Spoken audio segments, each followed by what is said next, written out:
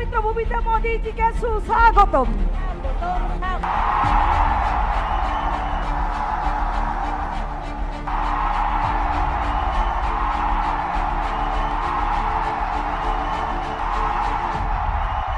पूरे बंगाल में इस समय एक ही आवाज गूंज रही है, पलटानो दोरकार, पलटानो दोरकार। बंगाल चुनाव का रुझान क्या है, नरेंद्र मोदी ने बता दिया। 4 मई के बाद आपके आशीर्वाद से डबल इंजन की सरकार बनेगी। कुछ बिहार और उत्तर बंगाल के साथ हो रहे अन्याय का अंत होगा। मोदी को कितनी सीटें, दीदी को कितने वोट, प्रधानमंत्री ने इशारा कर दिया। बीजेपी सरकार आएगी तो महिलाओं के सच्चे सशक्तिकरण का रास्ता खोलेगी। आज पूरे देश में बहनों बेटियों की फर्स्ट चॉइस बीजेपी है। बंगाल में बीजेपी क्यों जीतेगी, मोदी ने समझा दिया। बंगाल में टीएमसी सरकार घुसपैठियों के बचाव में लगी है, इसलिए ये तृणमूल वाले एसआईआर का विरोध कर रहे हैं। बंगाल चुनाव में टीएमसी क्यों हारेगी, मोदी ने यह भी बता दिया। टीएमसी सीएए को रद्द करने की धमकी दे रही है, यानी जिन शरणार्थी हिंदुओं को नागरिकता मिली है, ये उनकी नागरिकता छीनेंगे। और वो नागरिकता ये किसको देंगे? अवैध घुसपैठियों को। बंग युद्ध में प्रधानमंत्री मोदी की ग्रैंड ओपनिंग हो गई है।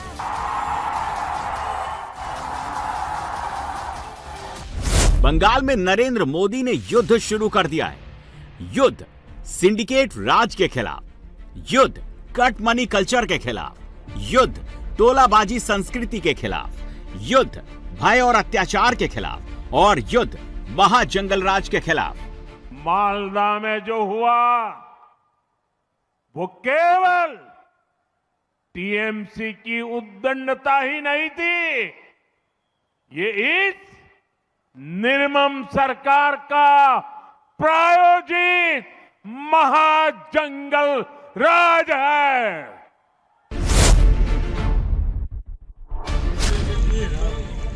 मालदा के मोथाबाड़ी और कलियाचक में बीते दिनों जो कुछ हुआ, जिस तरह से वहां 7 न्यायिक अधिकारियों को 9 घंटे तक बंधक बनाया गया, जिस तरह से हाईवे जाम कर पूरे सिस्टम को हाईजैक करने की कोशिश की गई, वो बंगाल चुनाव का टर्निंग पॉइंट साबित हो रहा है। सुप्रीम कोर्ट के आदेश से एनआईए मालदा केस की जांच कर रही है।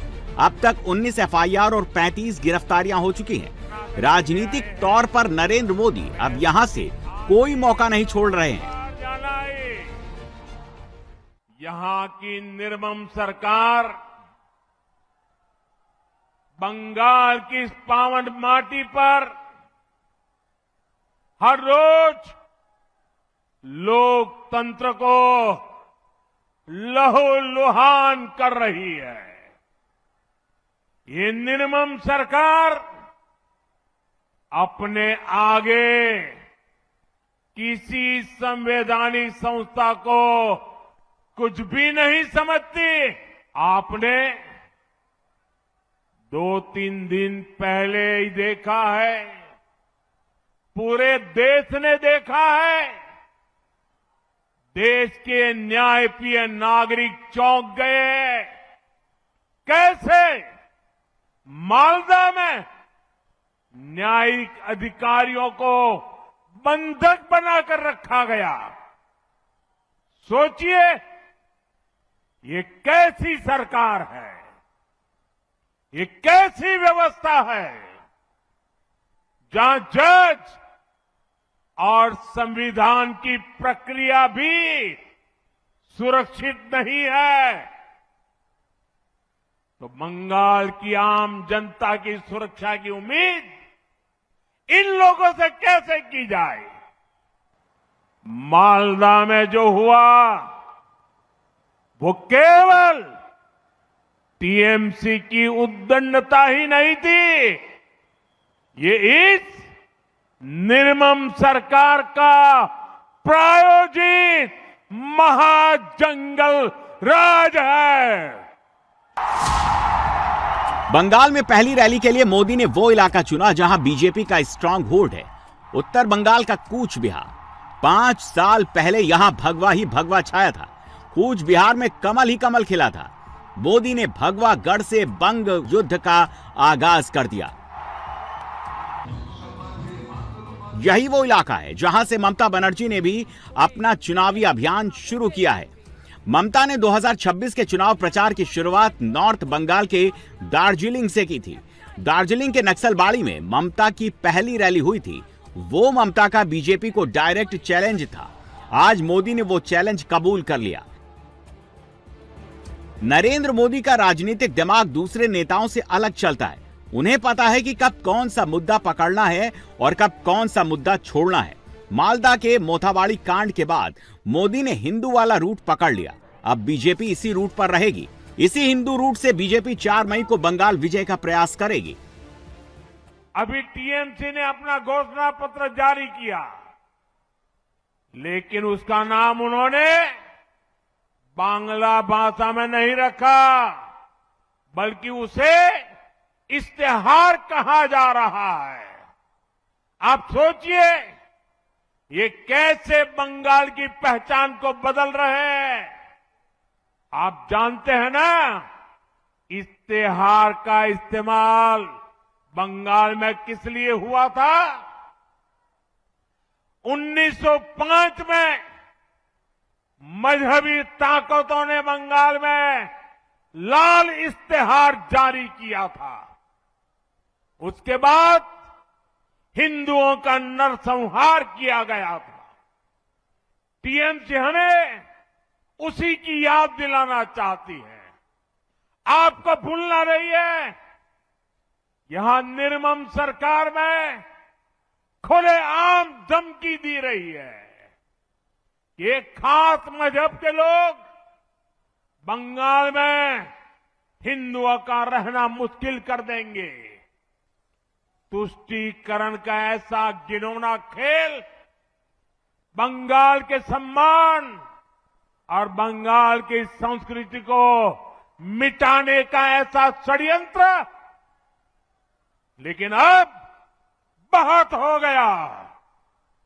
अब बंगाल की पहचान बदलने वालों की विदाई बंगाल ने तय कर ली है। प्रधानमंत्री जब कूच बिहार में थे तब ममता बनर्जी मुर्शिदाबाद के बहरामपुर में पदयात्रा कर रही थी। बहरामपुर में ममता के पुराने सियासी शत्रु कांग्रेस के अधीर रंजन चौधरी चुनाव लड़ रहे हैं। अधीर रंजन चौधरी को हराना ममता ने अपना लक्ष्य बना लिया है। जब से मालदा के मोथाबाड़ी और कलियाचक में जुडिशियल ऑफिसर्स को बंधक बनाने वाला कांड हुआ, तभी से ममता बनर्जी ने अपना गोल पोस्ट चेंज कर लिया है। ममता की हिट लिस्ट में अभी सबसे पहले ओवैसी का नाम है। ममता की हिट लिस्ट में दूसरे नंबर पर हुमायूं कबीर है। तीसरे नंबर पर आईएसएफ के पीरजादा का नाम है। चौथे नंबर पर ममता ने कांग्रेस के नेताओं राहुल गांधी और अधीर रंजन चौधरी को रखा है। ममता ने 5वें नंबर पर बीजेपी को रखा है। ममता बनर्जी को भी पता है कि बंगाल चुनाव में तृणमूल का मुख्य मुकाबला बीजेपी से हो रहा है। बंगाल में बीजेपी विपक्ष की एकमात्र ऐसी पार्टी है जिसके पास करीब 40% का वोट शेयर है। लेकिन बीजेपी से लड़ने से पहले ममता अपने दूसरे सियासी शत्रुओं को निपटा देना चाहती हैं। जब छोटे दल निपट जाएंगे तभी ममता का 30% मुस्लिम वोट सिक्योर होगा, तभी वो बीजेपी से सीधे लड़ाई में आएंगी। हैदराबाद থেকে এলো কোকিল, বিজেপির কোকিল এবং কিছু কমিউনাল লোক বিজেপি যেমন কমিউনাল, আমাদের দেশে আরো কিছু কমিউনাল আছে যারা ভোটের সময় হায়দ্রাবাদ থেকে গিয়ে বিহারে ভোট ভাগাভাগি করে বিজেপিকে জিতিয়েছিল। মালদায় কিন্তু তাই করছে। এটা আপনাকে নজর রাখতে হবে। আমরা হাতে নাতে ধরেছি আজকে। ममता का पहला टारगेट है कि मुस्लिम वोट न बटे और दूसरा टारगेट है बीजेपी से लड़ने के लिए बंगाल में दूसरा कोई दल खड़ा न हो पाए। ममता की दिक्कत यह है कि पिछले 15 साल में बीजेपी ने ममता का पॉलिटिकल कोड डिकोड कर लिया है। मंच पर ममता जो बोलती हैं और मंच के पीछे टीएमसी के काडर जैसा बिहेव करते हैं, बीजेपी ने उसकी ग्राउंड रियलिटी पकड़ ली है। यूपी के अयोध्या में बंगाल चुनाव की ऐसी तैयारी हो रही है। पश्चिम बंगाल में फ्री एंड फेयर चुनाव कराने के लिए सेंट्रल पैरामिलिट्री फोर्सेस के जवान बख्तरबंद गाड़ियों में भरकर बंगाल रवाना हो रहे हैं। सेंट्रल फोर्सेस को यह तय करना है कि बंग युद्ध में हिंसा न हो, बंग युद्ध में बमबारी न हो, बंग युद्ध में गोलियां न चले। इसी काम के लिए पश्चिम बंगाल के मुख्य चुनाव अधिकारी मनोज अग्रवाल अपने साथ डीएमएसपी और अन्य सीनियर अफसरों को लेकर पूर्वी मिदनापुर के नंदीग्राम पहुंचे। चीफ इलेक्शन ऑफिसर ने टीएमसी काडर की चुनावी हिंसा से प्रभावित परिवारों से मुलाकात की, फिर बड़ी बात कह दी। जहाँ जहाँ वायलेंस हुआ था वहाँ लोग बता रहे हैं, अपने दुख भरी कहानियां बता रहे हैं, हम लोग सुन रहे हैं। और जहाँ जहाँ केस हुए हैं उन पे एक्शन होगा और ज्यादा। जहाँ केस नहीं हुए थे वहाँ केस होंगे। यहाँ पे हम लोग शांतिपूर्ण इलेक्शन कराएंगे ही पूरे स्टेट में। हम तो प्रत्येक जिला में जहाँ पे इलेक्शन हो रहा है वहाँ पे जाएंगे एंड पब्लिक को सबको आश्वास देंगे हम लोग कि यहाँ पे लॉ एंड ऑर्डर एकदम पीसफुल रहेगा। आप बिल्कुल डरिए मत जो है वोट देने के लिए। जहाँ पे वोट देना चाहें, जैसे एक फेस्टिवल होता है, पर्व होता है, उस तरह इलेक्शन का दिन होना चाहिए। पश्चिम बंगाल में मोदी की पार्टी एक साथ दो काम कर रही है। एक तो वो बंगाल के वोटर्स को इस बात का भरोसा दे रही हैं कि चुनाव बाद वो कोई हिंसा नहीं होगी। यही भरोसा देने के लिए गृह मंत्री अमित शाह कहते हैं कि वो 15 दिनों तक बंगाल में ही कैंप करने वाले हैं। बंगाल के वोटरों को यही भरोसा देने के लिए चुनाव आयोग ने सेंट्रल पैरा मिलिट्री फोर्स की 500 कंपनियों को बंगाल में तैनात कर दिया है। उनकी तैनाती 4 मई को खत्म नहीं होगी, बल्कि केंद्र के अगले आदेश तक जारी रहने वाली है।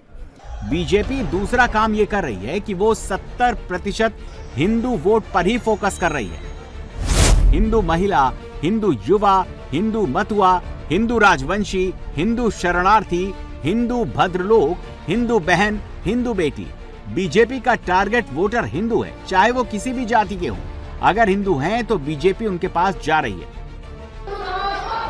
हिंदू मंदिर बीजेपी के लिए वोट मैग्नेट है। बीजेपी का बड़े से बड़ा और छोटे से छोटा नेता मंदिर को सेंटर बनाकर चुनाव प्रचार कर रहा है। आज कुचबिहार में भी मोदी जी का सभा में ब्रिगेड का बाद जन सैलाब हुआ। किस तरीके से अनंत महाराज से लेकर बंशीवर्धन बर्मन से लेकर सब समाज की नेता एक साथ मोदी जी का साथ हाथ पकड़ने के लिए आ गया है। कितना बड़ा जन सैलाब हुआ है। अब देख रहा है एक ग्राम पंचायत का मीटिंग में 2000 से ज्यादा कार्यकर्ता, एक जीपी, यहाँ 15-16 बूथ है। किस तरीके से जनता आगे आ रहा है परिवर्तन के लिए। इसलिए ममता बनर्जी को मालूम चल गया, उनका जो हेलीकॉप्टर देखने के लिए भी आदमी नहीं आ रहा है। ममता एसआईआर के बहाने बंगाली सेंटिमेंट जगाने का प्रयास कर रही है। बीजेपी उसमें घुसपैठिया घुसा दे रही है। बंगाल चुनाव में एसआईआर मुद्दा तो है, ममता के लिए ये बंगालियों को परेशान करने का मुद्दा है। बीजेपी के लिए यह घुसपैठ से जुड़ा मुद्दा है। ममता कहती है एसआईआर में मुसलमानों के वोट काटे गए, बीजेपी कहती है घुसपैठियों के वोट काटे गए। ममता कहती है कि एसआईआर में बंगालियों को परेशान किया जा रहा है, बीजेपी कहती है कि घुसपैठियों के वोट काटने से ममता परेशान है। बंगाल चुनाव में ममता वही गलती कर रही है जो बिहार चुनाव में राहुल गांधी और तेजस्वी यादव ने किया। राहुल और तेजस्वी ने एसआईआर को मुद्दा बनाया, बीजेपी ने घुसपैठिया करके पूरा खेल पलट दिया। बंगाल के मालदा में न्यायिक अधिकारियों को बंधक बनाया गया तो अगले दिन ही से ही ममता की पार्टी ने इसे एसआईआर से जोड़ना शुरू कर दिया। ममता खुद मालदा चली गई।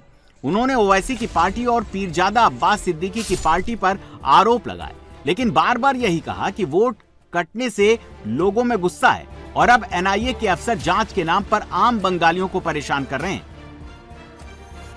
नरेंद्र मोदी ने बंगाल की पहली रैली में ही इस नैरेटिव को पलट दिया। प्रधानमंत्री ने घुसपैठिए का मुद्दा राष्ट्रीय सुरक्षा और बंगाल के लोगों की सुरक्षा से जोड़ दिया।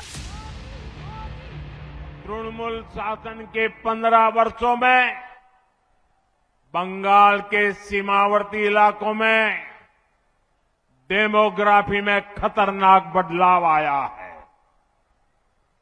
इन घुसपैठियों को टीएमसी का सीधा संरक्षण मिलता है।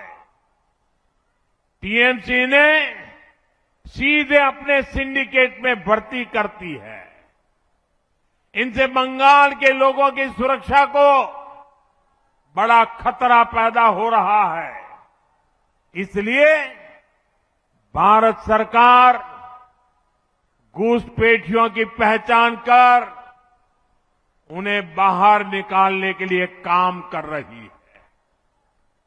भारत ही नहीं, दुनिया के बड़े बड़े देश इस समय गैर कानूनी घुसपैठियों को अपने यहां से निकाल रहे हैं।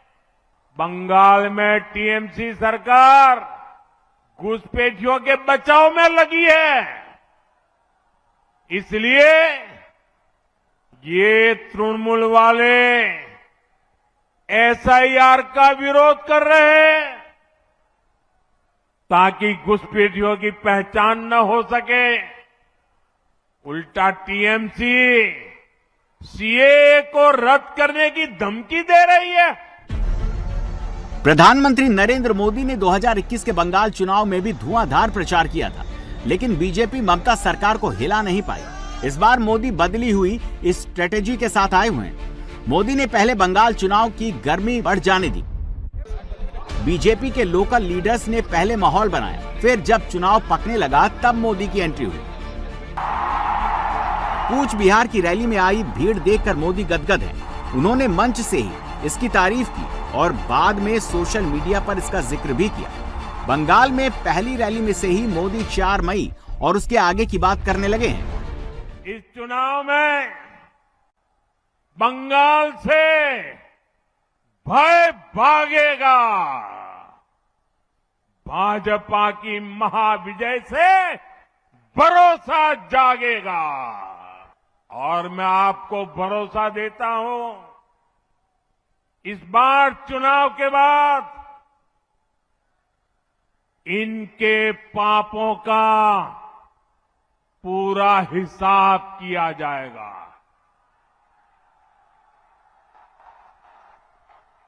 चुन चुन के हिसाब किया जाएगा।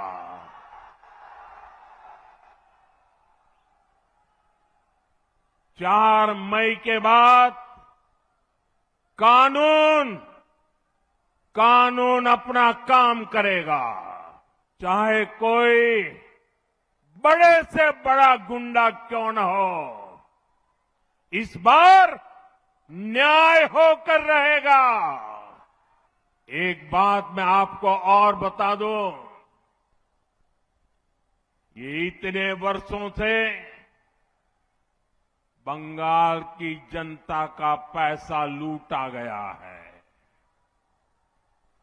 हर भ्रष्टाचारी